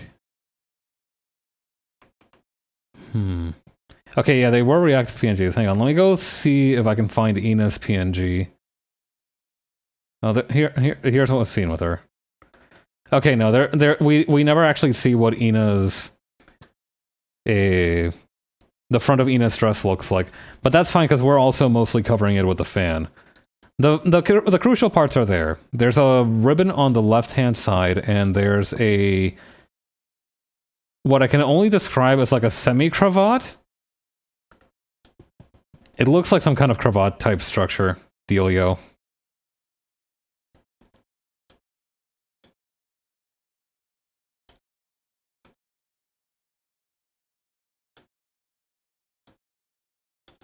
I might actually increase the canvas height up top here just a little bit to give her hat more room. It is a very impressive looking hat.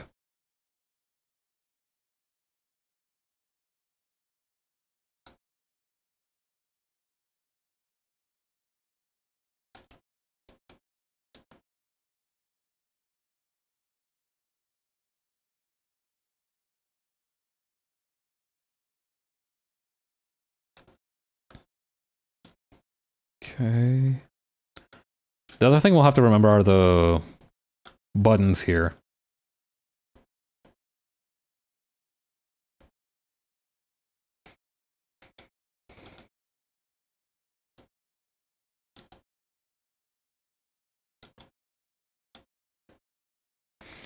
Oh yeah, and some very exciting news. I think I finally figured out a way to... And this is something that has been weighing on my mind since, like, the day that I finished the send-off. I've been trying to think of a way to give people the ability to do their own variation on that kind of auction system that I had. But the main issues were twofold. One, it was very difficult for someone to propose a bid without like overriding the bid. And two, there was no way for someone to propose a new bid and kind of like get credit checked, if that makes sense. Like there was no system in place to check if like the amount somebody was bidding was an amount of channel points they actually had. And it worked for us because like we're my channel, my viewers are honorable people who have nothing but dignity and chivalry in their hearts. But there are some real scumbags running around, so I need to find, before I like tell people about the method, I need to find a way to ameliorate that possible exploit. And I do think I figured out a way to do it. And better yet, it doesn't even seem to go against Twitch TOS. Unless... there are some caveats to it, like for example, you can't...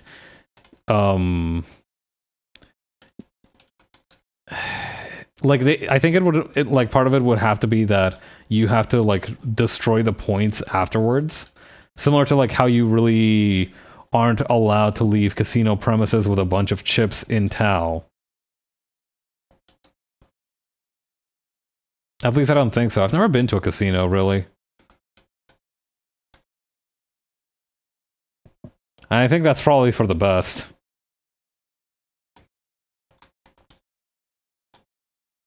Although I am pretty lucky. Better not risk it. I feel like my luck is definitely the kind where if I try to exploit it at any point, it's just going to come back and bite me in the ass. In any case, I think the way that you can do the way it can work is you can use a... Similar to kind of how I had the death tracker, for Cave Story, you can set up a variable to be counted in what do you call streamer.bot, and you can set that to be anything, right? So what I'm thinking is that you could probably create a user-specific...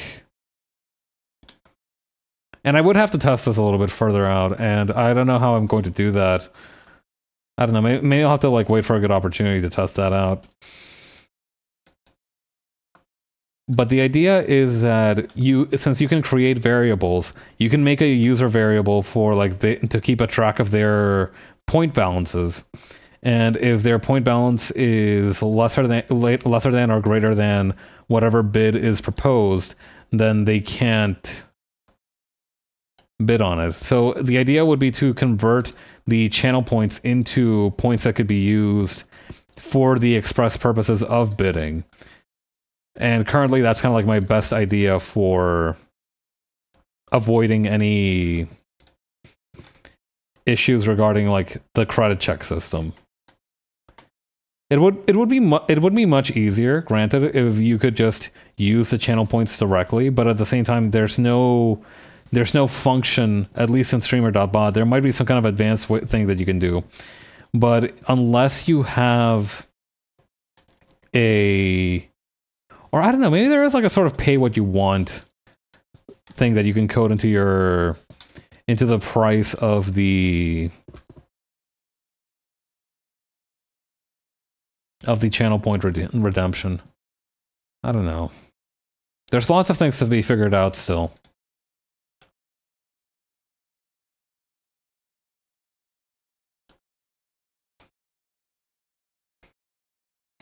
But it's a good start. And I know that streamer.bot can... I know now, I didn't know back then, streamer.bot can accept if-and statements, or if statements, in its logic. So that's going to be kind of what I'm betting on. I don't know when I'm going to get the chance to try this out, though. But now that I'm aware that it's something that I want to try and do, I'll be open to more opportunities. And that's kind of the cool thing about this whole manifesting thing. I don't believe that manifesting works in the idea in terms of like the idea that if you wish really hard for something, it's going to come to you eventually.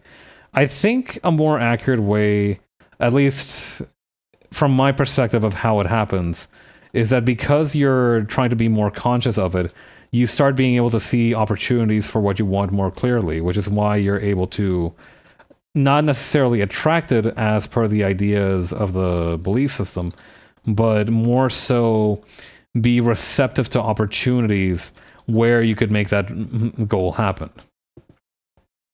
So it's not really magic, it's just like psychological awareness of what you want and where you could acquire it. That's my own take, though. I don't think... There might be some improvements to be made in that regard.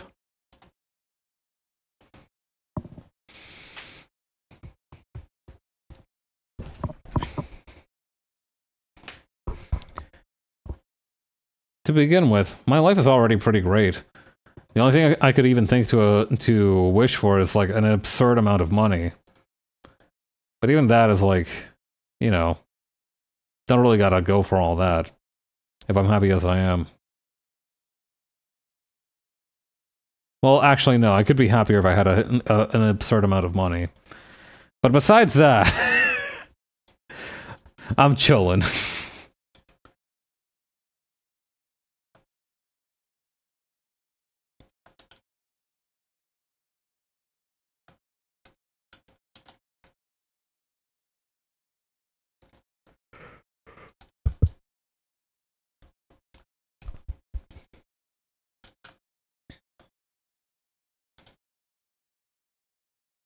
I heard that an anime or manga rather, that I've been keeping an eye on, Gachikuta, is getting a anime adaptation at some point. And that's pretty exciting.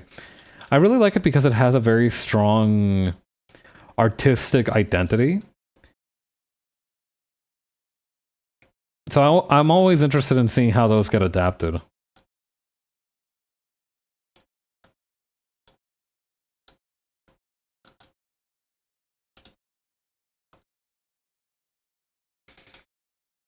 I feel like she's supposed to have some kind of like huge shawl or something draped over her shoulders.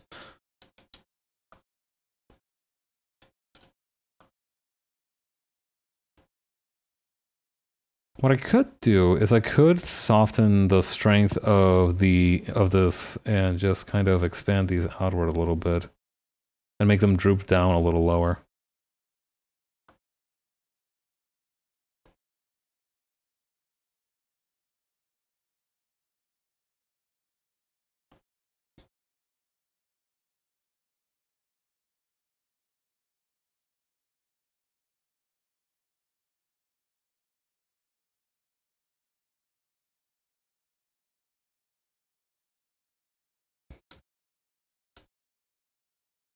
This hat is going to be kind of difficult to understand, though.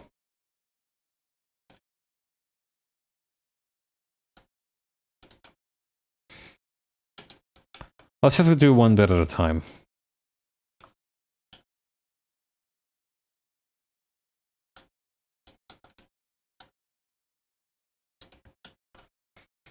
Then this part...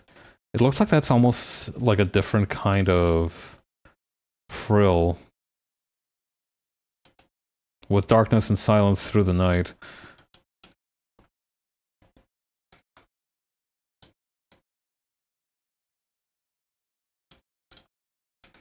Okay, so there, I'm going to add a triangle right around here. And that's going to be this part of the ribbon here.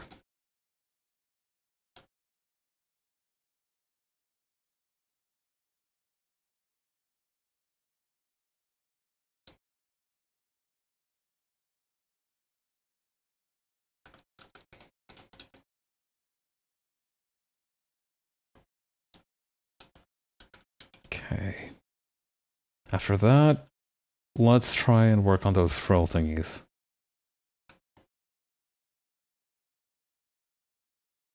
Or I guess they look a little bit more like braids almost.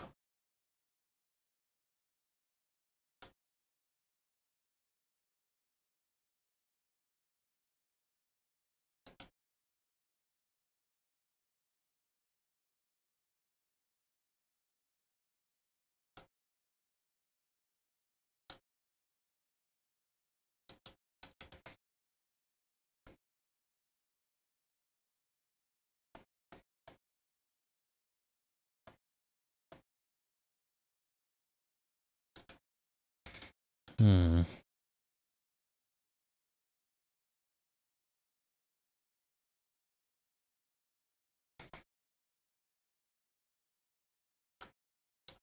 Okay, and then this one's gonna go like this.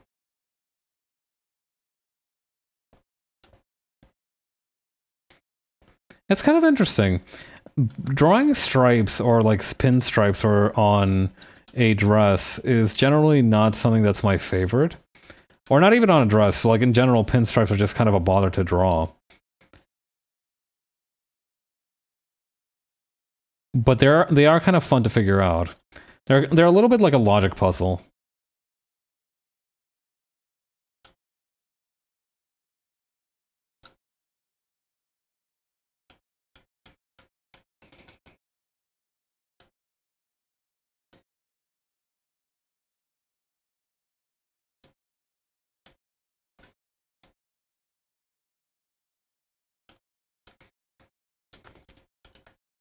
How's this looking without the model?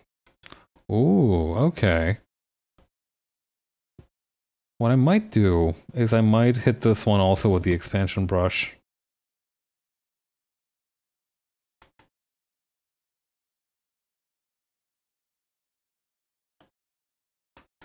Also, that finger looks really disproportionate. I'm gonna need to tone that down.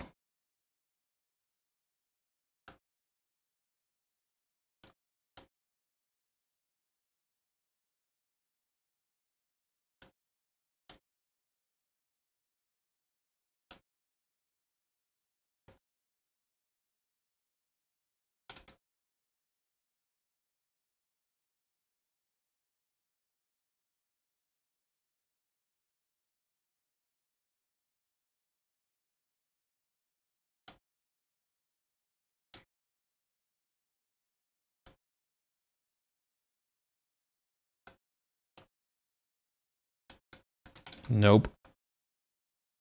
Yes. Maybe? Something about this finger is throwing me off.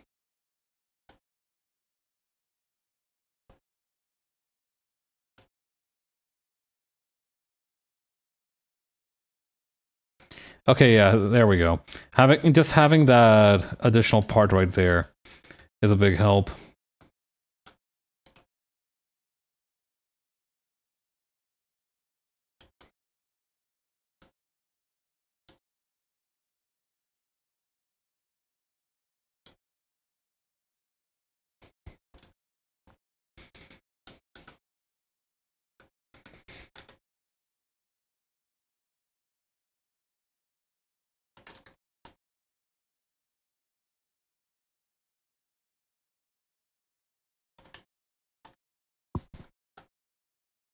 Come on, bud.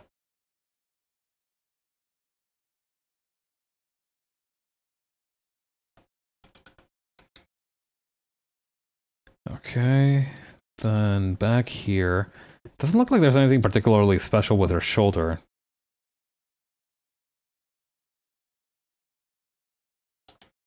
So we can just like draw that as a curve.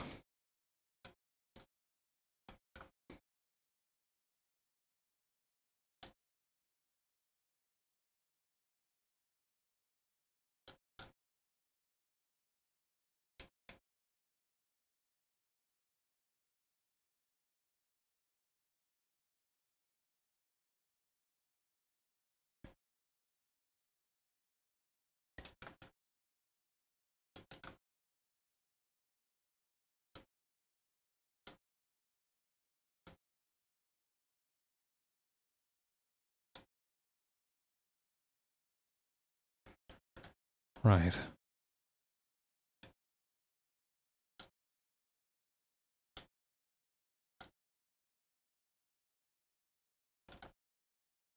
And then from here, we're going to have the hair just kind of like curling inward like this.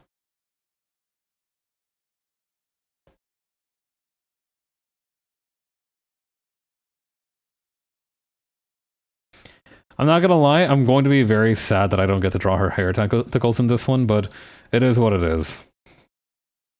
God damn, do I love her hair tentacles. I don't know, they're just a very striking part of her character design.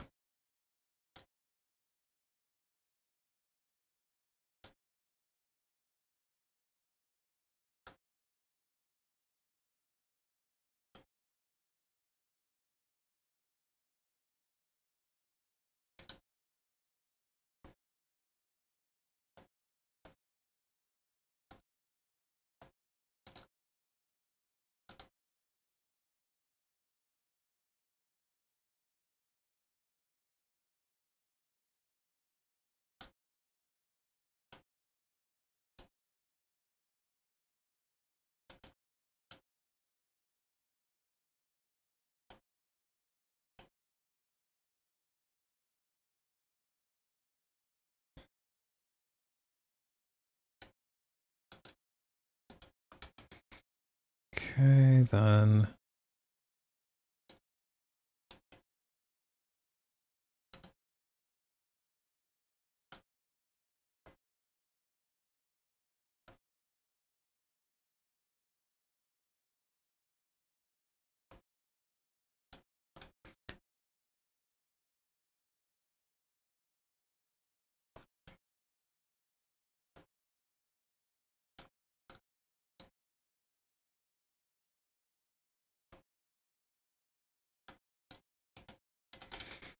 Yeah, I like how sharp her eyes look in this one. The ones on this side might be a little bit too far out, though.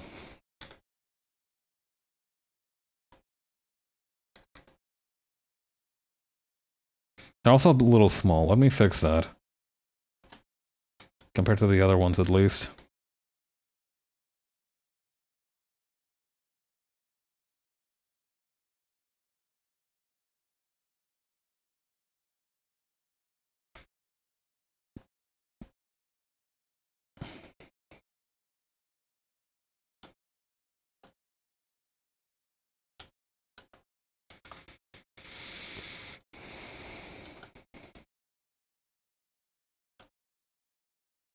I also really like her hat. Like I said, it's kind of a complicated whole thingamajig. It's got a very interesting structure to it, but it reminds me a little bit of like the underside of a mushroom cap.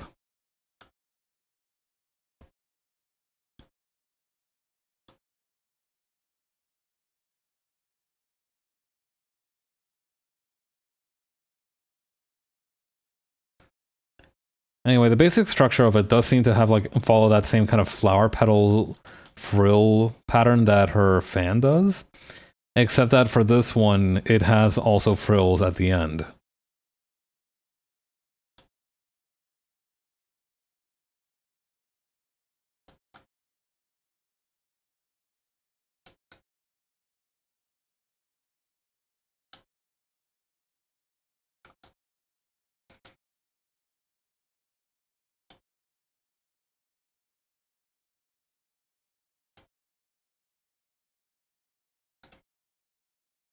Okay, then over here. And back over here, and then back over here.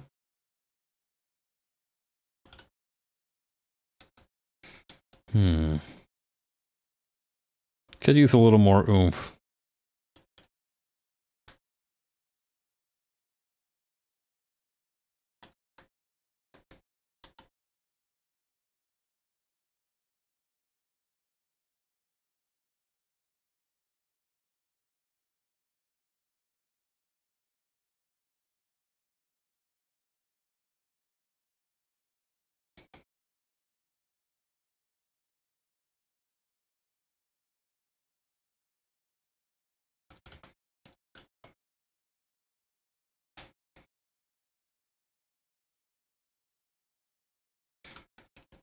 Then these frills. It looks like it's just a double layer of the ones that normally occur.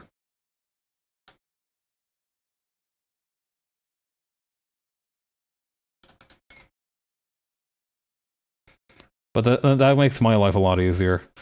At least up until the first half of the hat. These are some really fancy clothes.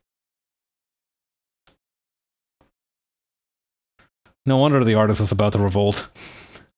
I'm glad that they decided to include everyone in the end, though. You know...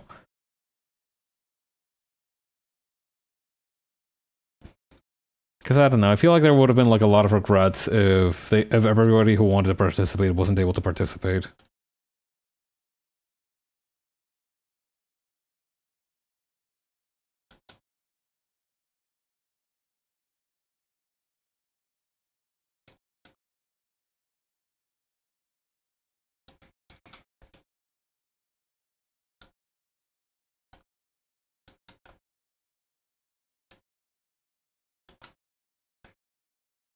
Okay, then over here.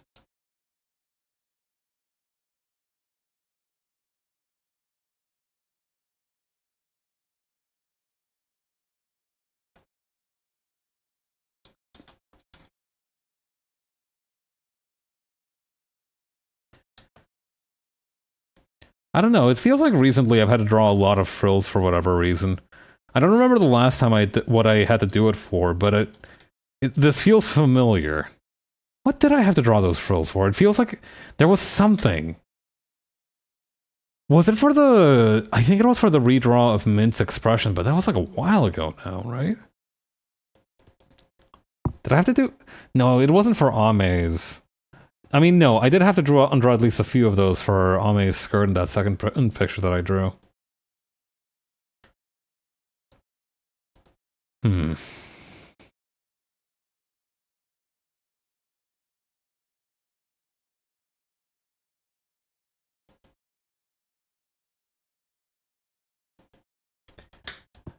I don't know. There must be some reason. I think I must have some kind of recency bias towards it. I don't think that's how recency bias works, but whatever.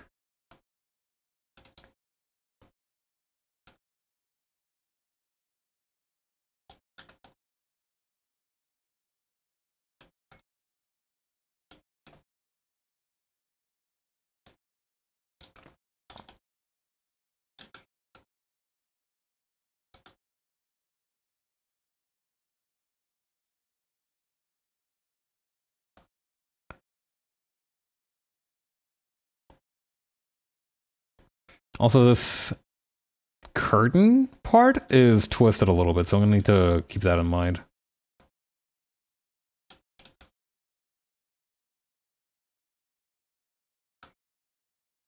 It looks like a curtain a little bit, right?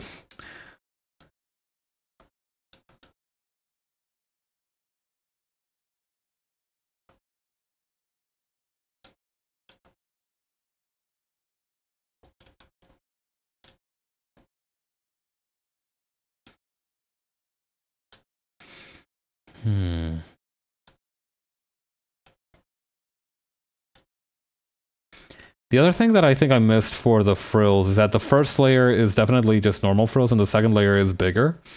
But also the second layer is also further out from the first layer. I think that's also an important point to keep in mind because that's how it gets this effect back here.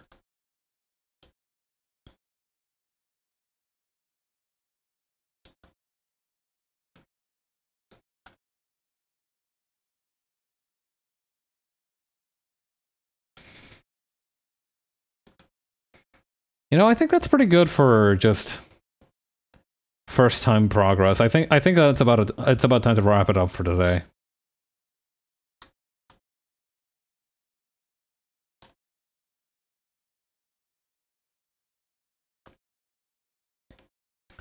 So here's what let's do. I'm going to put this reference that I've made into its own little folder. And I'm probably going to play around with that a little bit before I post it, but I think that's going to do it for us for today. Thank you to everybody who stopped by. I really appreciate it. We'll be back at the same time next week to continue working on this. In the meantime, have a great rest of your weekend, and good luck out there. Talk to you later. Bye.